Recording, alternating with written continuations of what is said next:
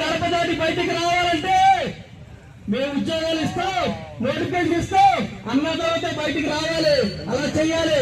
మనకి దగ్గరలోనే ఎంపీ ఉదయ్ శ్రీనివాస్ ఉన్నాడు. సైకిల్ పోతే ఉదయ్ శ్రీనివాస్, లెఫ్ట్ కు పోతే సారా సతీష్ బాబు, పింఛన్ ఎవరికెళ్తే పంప నారాజు. మమ్మల్ని ఏం చేసినా కాకినాడలో నడిపొద్దులో తిరగాలంటే మమ్మల్ని దాటి తిరగాలని చెప్పి ఖచ్చితంగా చెప్పాల్సిన సమయం అవసరం అవుతుంది. అందుకని మన పోస్టులు వెళ్ళకపోతే నీ పోస్టులు ఆగితాం. నిన్ను రాజీనామా చేయిస్తాం. నువ్వు రాజీనామా చేసి మాట్లాడే నిరుద్యోగుల పోరాడు. మరి నువ్వు ఎమ్మెల్యే అయితే అవ్వు, లేకపోతే మా ఉద్యోగాలను ఇవ్వనే పరిస్థితి రాకపోతే కబర్తా కాకినాడలో కదలాలంటే మిమ్మల్ని కదిలించాలి. అందుకని ఖచ్చితంగా మనం పోరాడాల్సిన సమయం వచ్చింది. అందుకని 30వ తారీఖు చల్ల విజయవాడ జయప్రదం చేయండి.